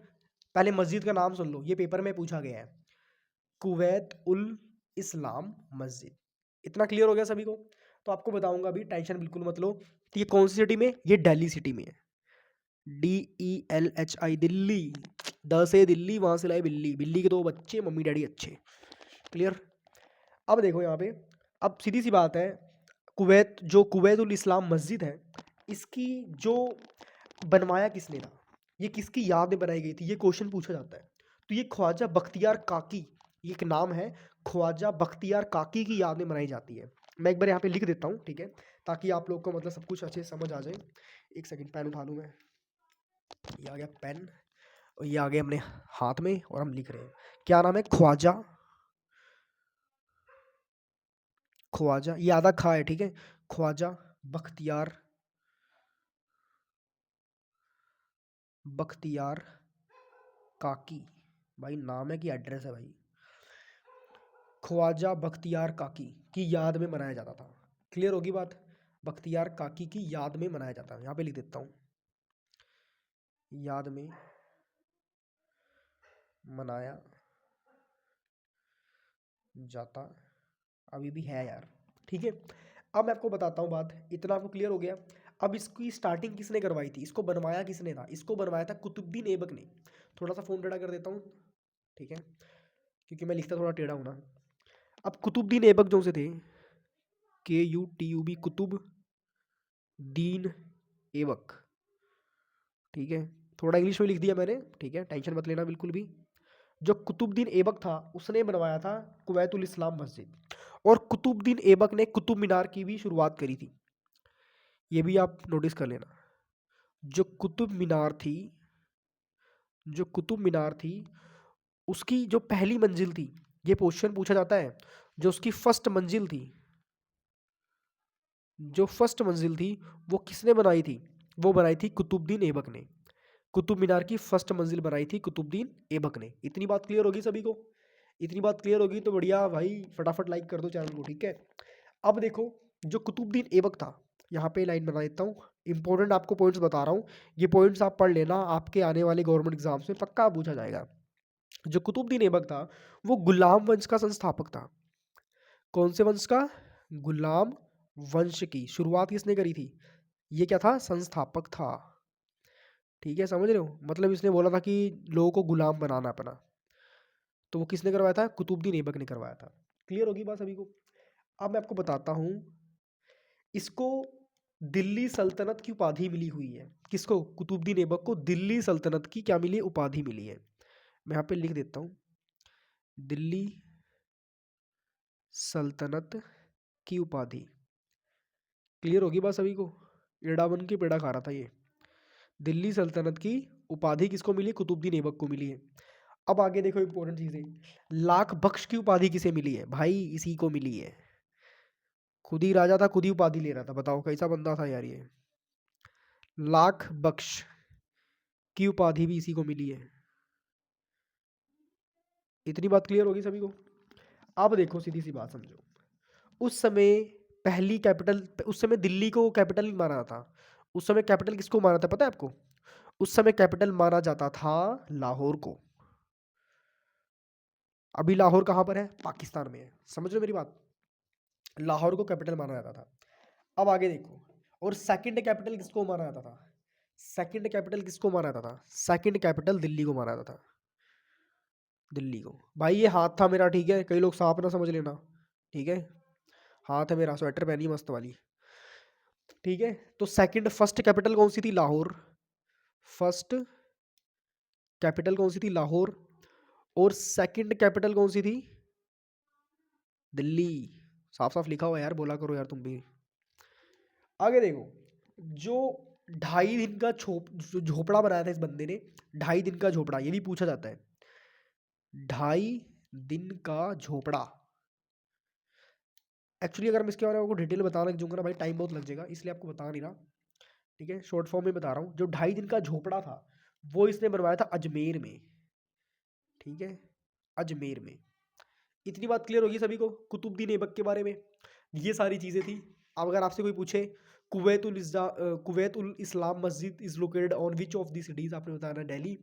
और कुवैत उल इस्लाम मस्जिद किसने बनाई थी? कुतुबुद्दीन ऐबक ने बनवाई थी। क्लियर? थोड़ा सा पेन चेंज करता हूँ, रेड पेन उठाता हूँ। कुतुबुद्दीन ऐबक ने बनवाई थी। अब ख्वाजा बख्तियार काकी की उपाधि, सॉरी, ख्वाजा बख्तियार काकी की याद में ये मस्जिद बनवाई गई थी। क्लियर होगी बात? आपको पता है ना जो ताजमहल था, सॉरी हाँ ताजमहल ही था, जो ताजमहल था वो किसके याद में बनाया गया था? अब ये ना मुझे बताना पड़े भाई, अगर ये बताना पड़ गया ना फिर तो समझ लो तुम्हारा पेपर हो गया। तो ये सारी चीज़ें पूछी जाती हैं, क्लियर? और ये एग्जाम के पॉइंट ऑफ व्यू से बहुत ज़्यादा इंपॉर्टेंट है, आप इन पॉइंट्स को ज़रूर पढ़ लेना, ठीक है। कुतुब मीनार का जो फर्स्ट मंजिल बनवाया था वो कुतुबुद्दीन ऐबक ने बनवाया था। गुलाम वंश का संस्थापक था कुतुबुद्दीन ऐबक। दिल्ली सल्तनत की उपाधि भी कुतुबुद्दीन ऐबक ने ही दी थी। लाख बख्श की उपाधि किसको मिली थी? कुतुबुद्दीन ऐबक को मिली थी। सॉरी, दिल्ली सल्तनत की उपाधि भी इसी को ही मिली थी। लाहौर पहली कैपिटल जो सी बनाई थी वो भी कुतुबुद्दीन ऐबक ने बनाई थी। सेकंड कैपिटल दिल्ली को बनाया गया था, और जो 2.5 दिन का झोपड़ा था वो अजमेर में बनाया गया था। इतनी बात क्लियर होगी सभी को? अगर इतनी बात क्लियर होगी है तो भैया आप मस्त पेपर करने वाले हो। 1 मिनट पानी पी लूँ यार, हाय हाय भाई प्यास बहुत लगती है बोल बोल के ना। अब देखो एक क्वेश्चन आपके सामने और आ रहा है, वो क्या है कि जो माटी अखाड़ा भारत के किस राज्य, एक मिनट थोड़ा आगे कर देते हैं, अब ठीक है। अब इसमें आपसे क्वेश्चन पूछा गया है, माटी अखाड़ा भारत के किस राज्य और किस शास्त्रीय नृत्य से संबंधित है? आपको ये बताना है। तो जो माटी अखाड़ा है वो सत्रिया नृत्य से संबंधित है। अब आपको पता है कि जो, यहाँ पे लिख देता हूँ, थोड़ा सा ना यार राइटिंग गंदी हो रही है, सत्रिया, इंग्लिश में लिखता हूँ, सत्रिया। भाई रिया नाम की लड़कियां बहुत तेज होती हैं, इनसे बच के रहना, पहले ही बता रहा हूँ, ठीक है। जो छोटी बच्ची है उनको नहीं बोल रहा, जो बड़ी है उनको बता रहा हूँ मैं। वैसे कोई रिया नाम की लड़की मेरी वीडियो ना देख रही हो ना, बोलेगी मन ही मन में कुछ ना कुछ, कैसा टीचर है ये, भविष्यवाणी भी करता है। देखो भाई, अब माटी खाड़ा का मतलब क्या होता है? आपको पता है खाड़ा में इंसान लेटता है, तो इसमें क्या होता है कि माटी के अंदर लेट के ना डांस होता है, एक शास्त्रीय नृत्य है, क्लासिकल डांस है। तो जो सत्रिया है ये भी क्लासिकल डांस में ही आता है। पहले हमारे 8 क्लासिकल डांस थे, फिर उसके बाद क्षत्रिय ऐड हो गया, तो टोटल हमारे 9 क्लासिकल डांस बन चुके हैं। इतनी बात क्लियर होगी? इसमें क्या होता है, जो उनसी लड़कियां होती हैं वो इस मिट्टी में लौट के डांस करती हैं, यही होता है, ठीक है। क्लियर होगी बात सभी को? और ये कौन से स्टेट में मनाया जाता है? तो भाई ये मनाया जाता है असम में, असम, असमान, असम, समझ लो। आई होप आपको सारी चीज़ें जो समझा रहा हूँ आपको अच्छे समझ आ रही होंगी। एक फ़नी वे से हम स्टडी को कर रहे हैं सभी, है ना, और बढ़िया से मौज काट रहे हैं। फटाफट से चलते हैं नेक्स्ट क्वेश्चन पर, आपको सारे क्वेश्चन करवा दूंगा, आप मौज काटोगे आज।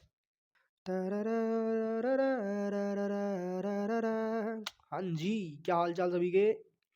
तो एक क्वेश्चन हमारे सामने और आ रहा है, इसमें थोड़ा मैंने इंग्लिश में लिख दिया था क्योंकि भाई पता, इंग्लिश थोड़ी इजी लैंग्वेज है। Who was the founder of the Jaipur Atrauli gharana? कहने का मतलब है कि जो जयपुर का अतरावली घराना है, इसके फाउंडर, इसको मतलब इसके नींव रखने वाले कौन है, उसके बारे में बताना है। अब आपको अतरावली नाम समझ के आ रहा होगा कि भाई मुस्लिम नाम है, तो जब मुस्लिम नाम है तो किसी मुसलमान बंदे ने तो उसको स्थापना करा होगा, समझ रहे हो। तो इसको स्थापना किसने करा था आपको बताना है, अल्लाह दिया खान ने।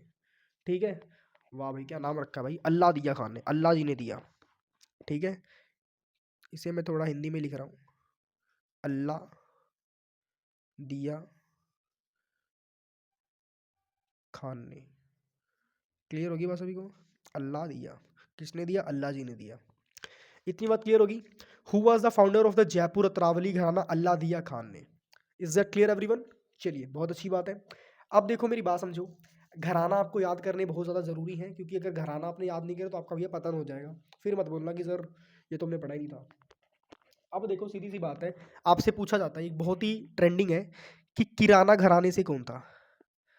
किराना घराना, किराना समझते हो यार, जो परचून की दुकान होती है उन्हें बोलते हैं किराना। ठीक है, कन्फेक्शनरी स्टोर्स उन्हें बोलते हैं किराना। ठीक है, जहाँ पे आप जाते हो दाल चावल लेने और शैम्पू वैम्पू लेने, उसे बोलते हैं। ठीक है, तो किराने घराने से सबसे पहले कौन थे आपको बताना है, तो वो थे भीमसेन जोशी।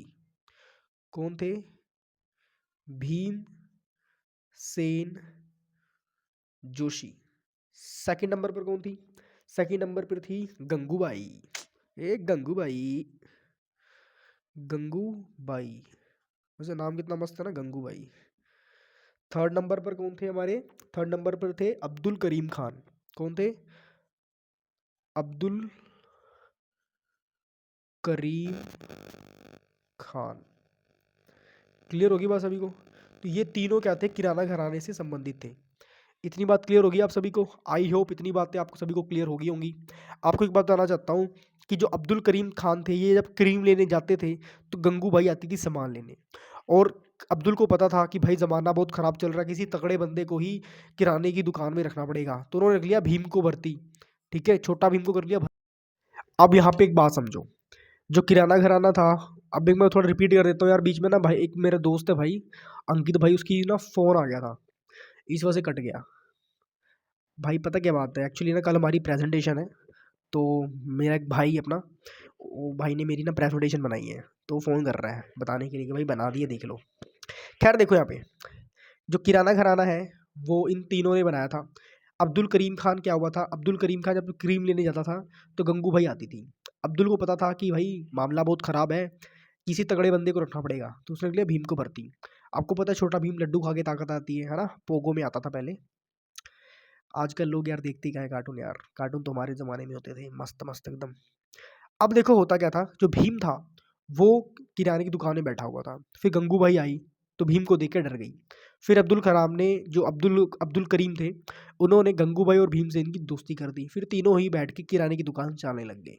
समझ रहे हो, स्टोरी समझ आ गई ना। अब नाम याद कर लेना, भीम, गंगू भाई, अब्दुल करीम खान। क्लियर होगी बात सभी को, आई होप क्लियर होगी होगी इतनी। अब इसके बाद पूछा जाता है आपसे पटियाला घराना, ये भी इंपॉर्टेंट है। कईयों को तो नींद आने लगी होगी भाई, हम तो सोने जा रहे हैं, जो भाई देख लो, जो सोवत है वो खोवत है। मैं पढ़ाते पढ़ाते नहीं थका, तुम लोग सुनते सुनते थक गए यार। कितने कमजोर बालक हो यार तुम लोग। मौज काटा करो एकदम, पढ़ा करो एकदम, तगड़े होकर पढ़ा करो यार, समझ रहे हो। पटियाला घराना की संस्थापक गए तेल लेने, मेन मेंबर के याद नाम याद करते हैं, ठीक है। संस्थापक गए तेल लेने, मेन मेंबर के याद रखो कि पटियाला घराना से कौन संबंधित था, बड़े फतेह अली खान। कौन थे, बड़े फतेह अली खान। इतना क्लियर हो गया। सेकंड नंबर पर कौन था, अली बख्श खान। अली बख्श खान, ये सभी को बख्श दिया करते थे। क्लियर होगी बात सभी को। ये दोनों ही नाम थे पटियाला घराना से, बस यहाँ से ना ऐसे करके फिर ऐसे कर देते हैं। अब देखो नेक्स्ट, जो भरहुत स्तूप पर ऊंची मूर्तियां डैश का चित्रण है। जो भरहुत स्तूप है ये यक्ष और यक्षिणियों की क्या है, चित्रण है। मैं लिख देता हूँ यहाँ पे, ठीक है, ताकि आपको अच्छी समझ आ जाए। थोड़ा सा टेढ़ा कर लेते हैं ऐसे करके, मैं लिख देता हूँ यहाँ पे, ठीक है। यक्ष और गलत हो गया यार, यक्षिनिया। क्लियर होगी बात सभी को। अब देखो जो भरहुत स्तूप है वो है कहाँ पर, तो भरहुत स्तूप है एमपी में, एमपी मतलब मध्य प्रदेश। क्लियर होगी बात सभी को। अब आपको कुछ इंपॉर्टेंट स्तूप्स बता रहा हूँ जो कि पूछे जाते हैं एग्जाम्स में, आपको उनको याद रखना है। क्लियर।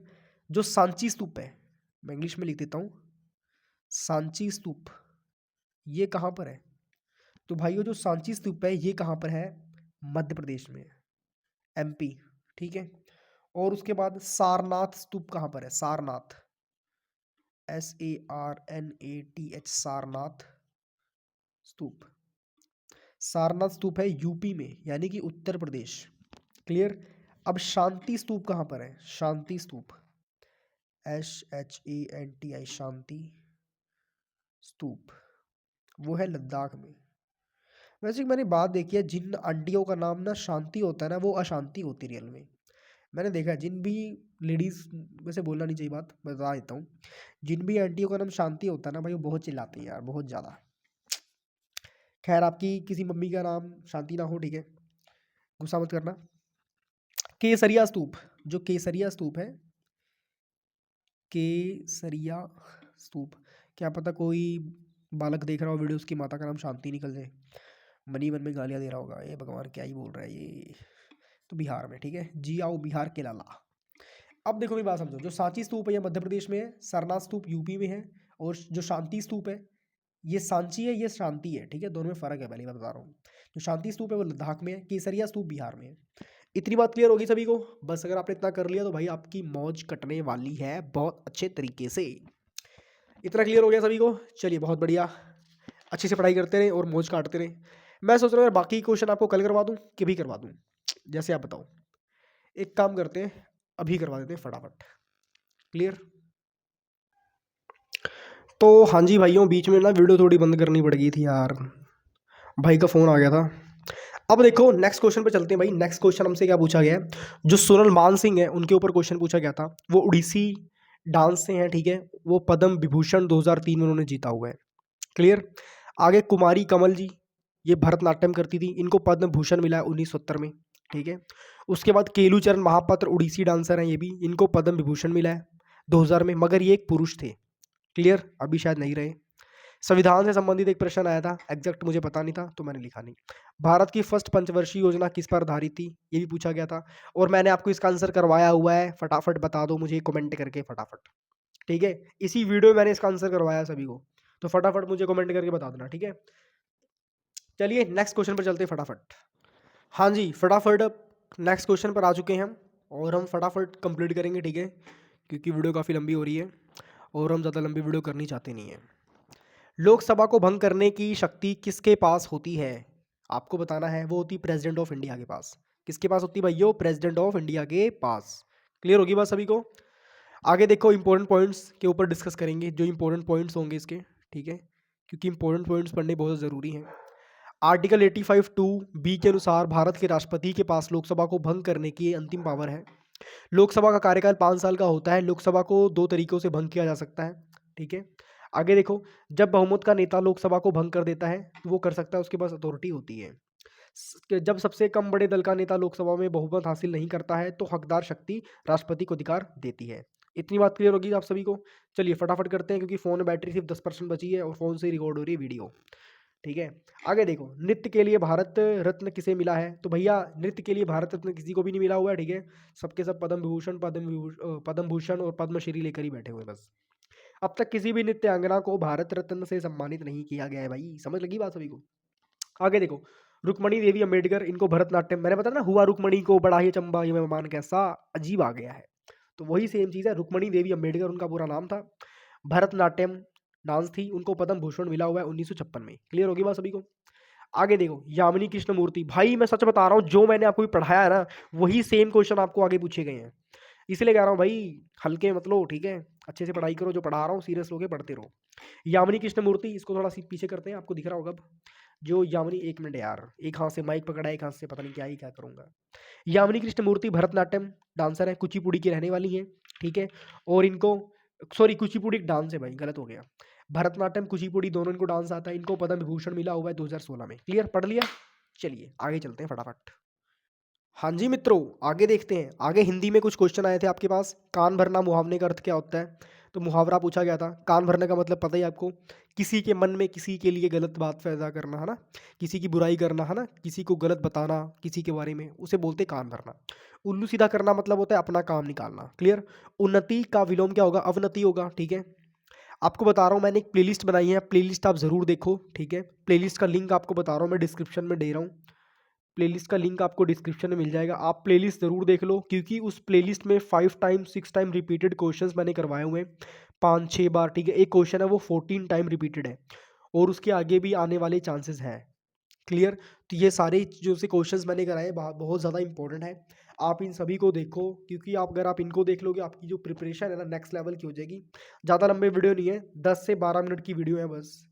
10 से 12 मिनट की वीडियो मैंने सब कुछ कवर करवाया हुआ है, आप देख सकते हो। ठीक है, 20 से 22 वीडियो 22 से 23 वीडियो टोटल पड़ी हुई है, आप चेकआउट कर सकते हो। इंपॉर्टेंट क्वेश्चन ही मैंने करवाए हैं बस, तो आप देख सकते हो। क्लियर होगी बात सभी को। चलिए मिलते हैं नेक्स्ट वीडियो में। Till then good bye everybody, take care. और अब सो जाओ, रात बहुत ज़्यादा हो चुकी है, क्योंकि मैं रात को बना रहा हूँ वीडियो। रात के बज रहे हैं 12:04। ठीक है, एकदम सुनसान रात पड़ी हुई है, पूरा घर सो रहा है, मैं सिर्फ जाग रहा हूँ, वीडियो बना रहा हूँ बस, वो भी सिर्फ आपके लिए। इसलिए कह रहा हूँ भाई, फटाफट वीडियो को लाइक कर दो यार, और कमेंट करके बताना आपको मेरा पढ़ाने का स्टाइल कैसा लगा। ठीक है, खैर मेरी भी कल को प्रेजेंटेशन है भाई, मैं भी जा रहा हूँ, सोने जा रहा हूँ। मैं सोऊंगा नहीं, अभी जाके प्रेजेंटेशन बड़ी है, उसको पहले अपलोड करना है जीमेल में, उसके बाद भाई बहुत सारे काम है यार, क्या ही बताऊँ। ज़िंदगी में ना एकदम बवाल मचा पड़ा हुआ है, समझ रहे हो। मुझे लगा था यार कॉलेज लाइफ ना मस्त होगी, एकदम से बढ़िया, आराम से चिल करेंगे बढ़िया से। चिल का यहाँ पर खुद की चिल बची पड़ी है यार। खैर छोड़ो, कोई बात नहीं। आप लोग तैयारी करो गवर्नमेंट एग्ज़ाम की। ठीक है, मेरा क्या है, मैं तो आपको एग्ज़ाम एनालिसिस करवाते रहूँगा। ठीक है, और भाई अपना सपोर्ट बनाए रखो यार। ठीक है, व्यूज़ थोड़े बढ़ाओ यार, थोड़ी मोटिवेशन आए। ठीक है, फिर पढ़ाने में और अच्छे से मज़ा आता है। ठीक है, तो उम्मीद करता हूँ इस वीडियो में आप अच्छे खासे व्यूज़ लेकर आओगे। ठीक है, अपने दोस्तों को शेयर करना जिनको नीड है, और जो लोग मेरे से पढ़ना चाहते हैं वो भी कमेंट करके बताना। ठीक है, प्लेलिस्ट का मैंने लिंक आपको डिस्क्रिप्शन में दिया हुआ है, तो फटाफट से डिस्क्रिप्शन में जाओ, और जो मैंने क्वेश्चंस करवाए हैं उनको आप ज़रूर देखो, क्योंकि आपको बताना चाहता हूँ कि जो क्वेश्चन मैंने करवाए हैं ना, उनमें से 2-3 क्वेश्चन पूछे जा चुके हैं गवर्नमेंट एग्जाम्स की। जो आपकी फर्स्ट शिफ्ट है ना, उसमें 2-3 क्वेश्चन पूछे गए हैं। इसलिए आपको कह रहा हूँ भाई, जो शिफ्ट है ना, अगर आप वो कर लोगे ना भाई, आपका एकदम एकदम मक्खन की तरह क्वेश्चन आपके निकलेंगे। क्लियर। चलिए मिलते हैं नेक्स्ट वीडियो में, तब तक सभी को all the very best for upcoming exams. Children good bye everybody, take care, bye bye everybody. अच्छे से पढ़ाई करो। जय श्री राम, जय बजरंगबली, राधे राधे।